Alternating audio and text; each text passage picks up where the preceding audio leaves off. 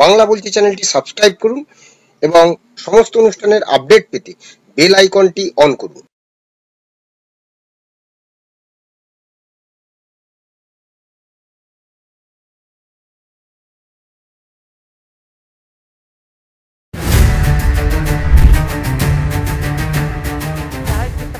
बिहार में एसआईआर को लेकर सियासी घमासान मचा है।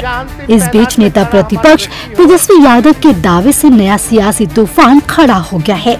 तेजस्वी यादव ने दावा किया है कि उनका नाम वोटर लिस्ट से गायब है। अब वो चुनाव कैसे लड़ेंगे? पटना स्थित अपने आवास पर आयोजित प्रेस कॉन्फ्रेंस में तेजस्वी यादव ने यह सनसनीखेज दावा किया। उन्होंने मीडिया के सामने निर्वाचन आयोग के एप्लीकेशन में अपना EPIC नंबर डालकर चेक किया। इस दौरान स्क्रीन पर रिकॉर्ड नॉट फाउंड लिखा दिखाई दिया। तेजस्वी ने कहा कि जब उनका नाम वोटर लिस्ट से गायब हो सकता है तो पता नहीं कितने मतदाताओं का नाम काटा गया होगा।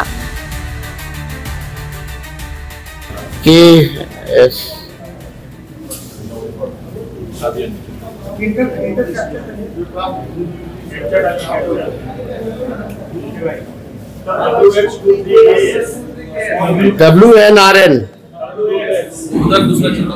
अच्छा, उसमें दूसरा चल रहा है।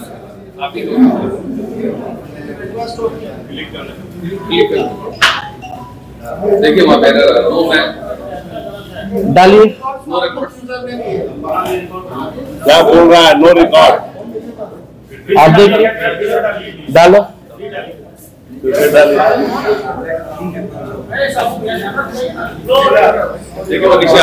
क्या नीचे लिख रहा है? देखिए, व्हाट डज इट मीन? चुनाव लड़ने के लिए आपको बूथ का वोटर बनना चाहिए, बिहार का वोटर होना चाहिए, तब जाकर के आप चुनाव लड़िएगा।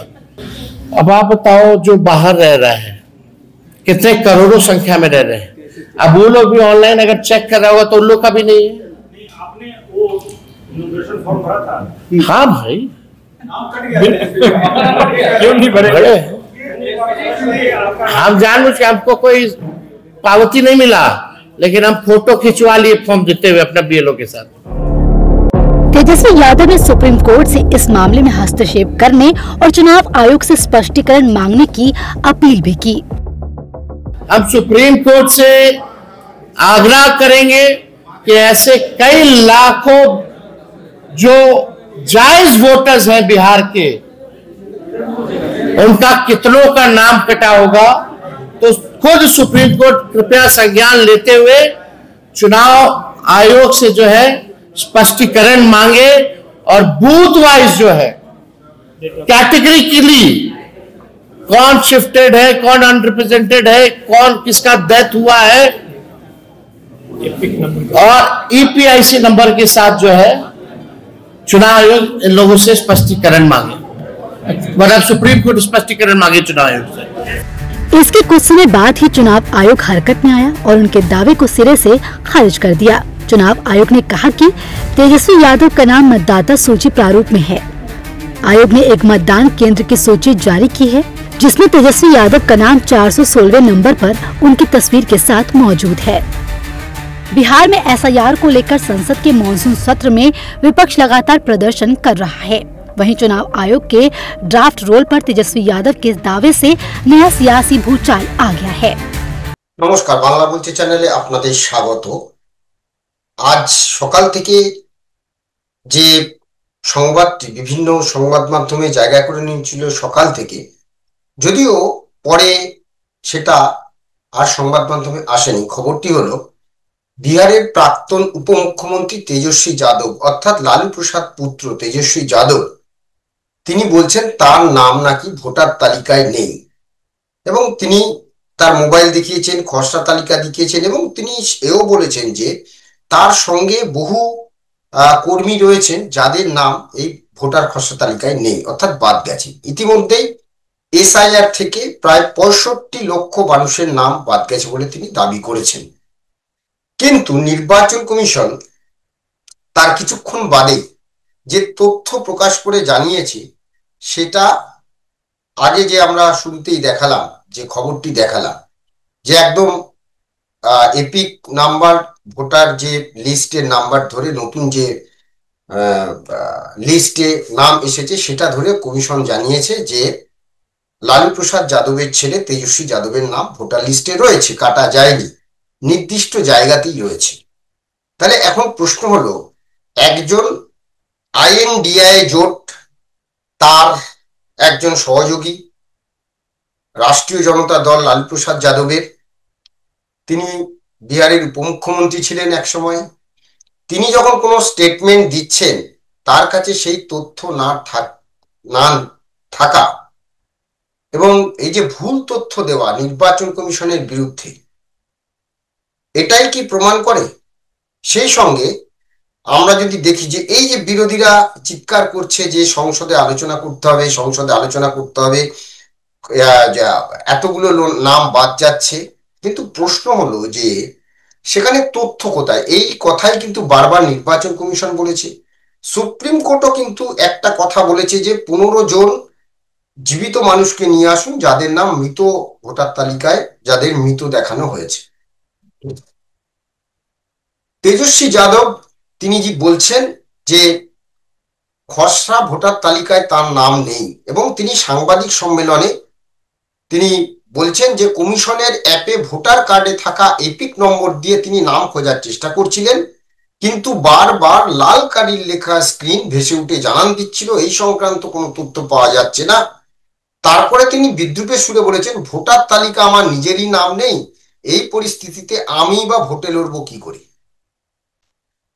যদিও কমিশনের অভিযোগের ভিত্তিতে নির্বাচন কমিশন তেজস্বী যাদবের এই মন্তব্য বা এই দাবি খারিজ করে জানিয়েছেন ক্রমিক নম্বর 416-তে তেজস্বী যাদবের নাম রয়েছে, তাই তেজস্বী যাদব যে তথ্য দিয়েছেন তা মিথ্যা, ভুয়ো এবং ভুল। কমিশনের দেওয়া যে তালিকা তেজস্বীর এপিক নম্বর RAB04562228।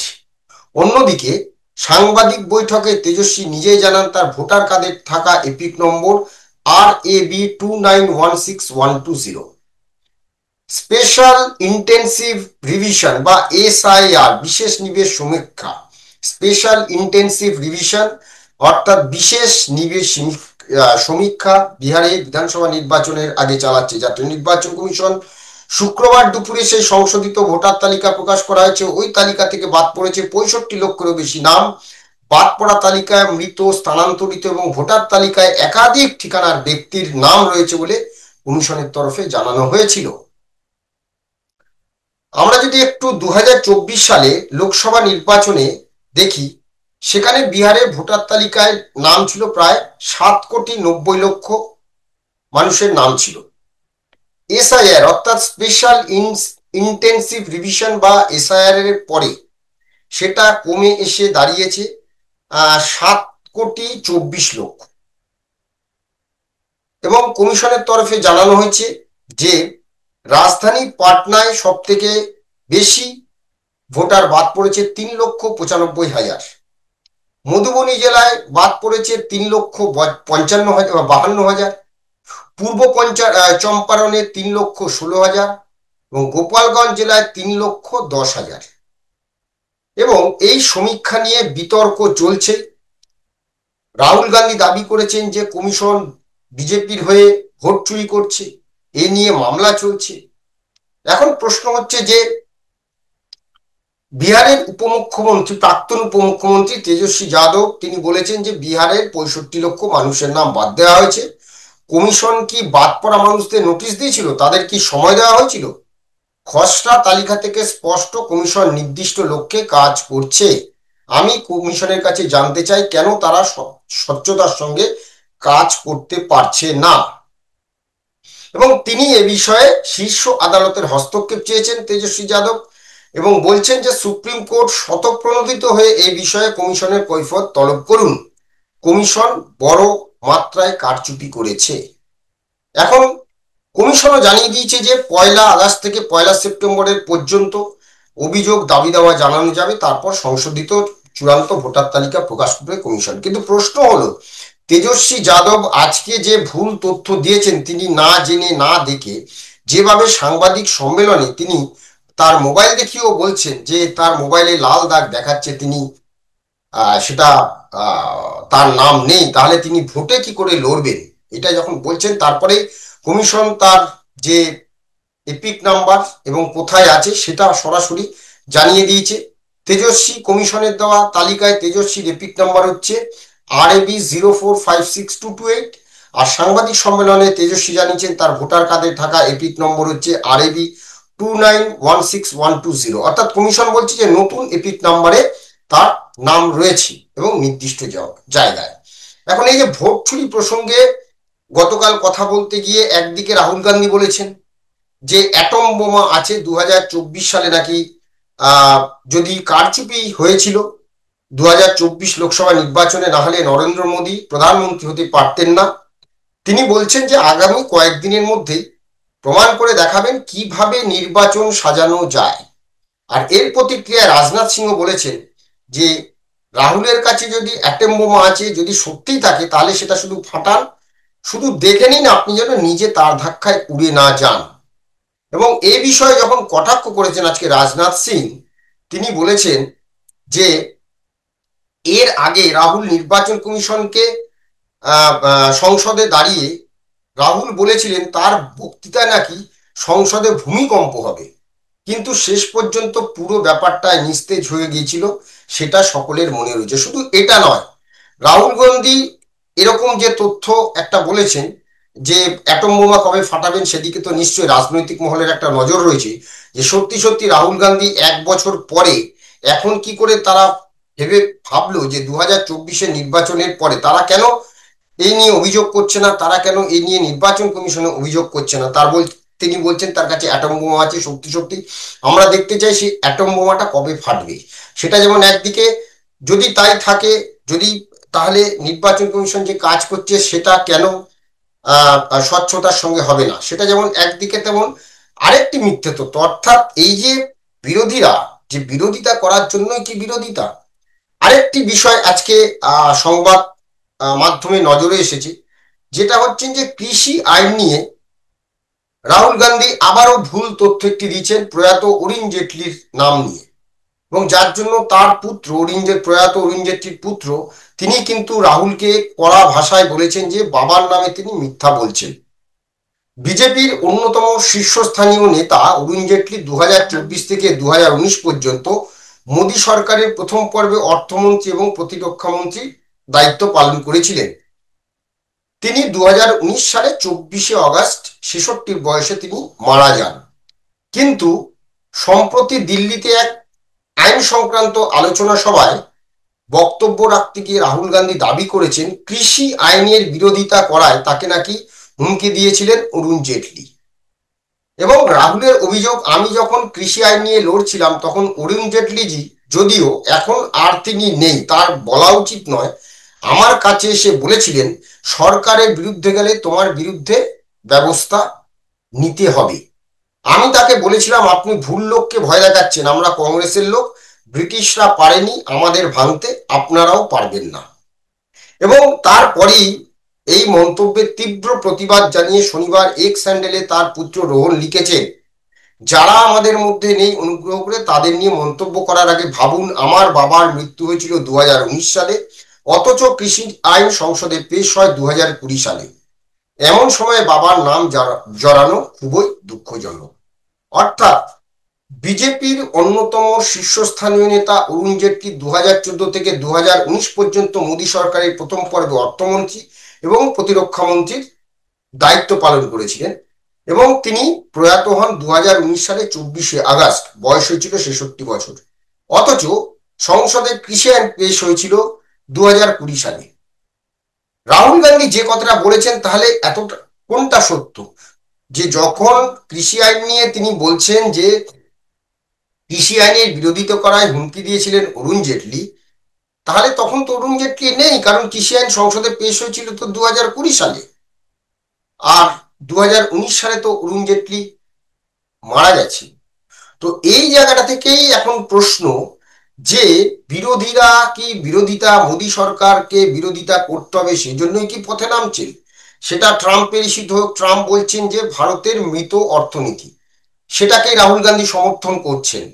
অর্থাৎ মোদীর বিরোধিতা করতে গিয়ে দেশের বিরোধিতা এবং সেই সঙ্গে যে ভুল তথ্য, একদিকে আজকে তেজস্বী যাদব দিলেন, রাহুল গান্ধী বলেছেন তার কাছে অ্যাটম বোমা রয়েছে, গত 1 বছর হয়ে গেছে, সেই অ্যাটম বোমা কেন ফাটলো না। দ্বিতীয়ত, অরুণ জেটলিকে নিয়ে যে ভুল তথ্য তিনি দিচ্ছেন, এতেই বোঝা যাচ্ছে যে বিরোধীরা হালে কি পানি পাচ্ছেন না। আগামী দিনে এই যে স্পেশাল ইন্টেন্সিভ যে এসআইআর, এখানে যেভাবে স্পেশাল ইন্টেন্সিভ রিভিশন বা এসআইআর যেটা বলা হচ্ছে, যে বিশেষ নিবিড় সমীক্ষা, এই এসআইআর, এই যে স্পেশাল ইন্টেন্সিভ রিভিশন, এইটার জন্য হালে পানি পাচ্ছে না বিরোধীরা। তারাই বলেছিলেন যে ভুয়ো ভোটার, এখনো তিনি বলছেন যে অ্যাটম বোমা আছে তার কাছে। যদি তাই থাকে তাহলে আপনি সেই বোমাটা ফাটিয়ে আপনি প্রমাণ করুন 2024 সালে নরেন্দ্র মোদী ক্ষমতায় আসতেন না, নির্বাচন কমিশন তাকে পেছন দিক দিয়ে প্রধানমন্ত্রী বানিয়েছেন। এটা আপনার কাছে চ্যালেঞ্জ রইল। তেজস্বী যাদব আজকে যে তথ্যটা দিয়েছেন, রাহুল গান্ধীর অরুণ জেটলিকে নিয়ে যে ভুল তথ্য দেওয়া, এতেই প্রমাণ হয় যে আপনাদের কাছে তথ্য নেই, আপনারা বিরোধিতা করার জন্য বিরোধিতা করছেন। আর না হলে সত্য সত্য তথ্য দিয়ে আপনারা প্রমাণ করুন। 1 মাস সময় আছে। এসআইআর হলে ক্ষতিটা কি, এটাই বড় প্রশ্ন। আপাতত আমাদের এই আলোচনা নিয়ে আপনাদের মতামত কমেন্টস বক্সে জানাবেন। অবশ্যই ভালো লাগলে লাইক দেবেন। সবাই ভালো থাকবেন, নমস্কার।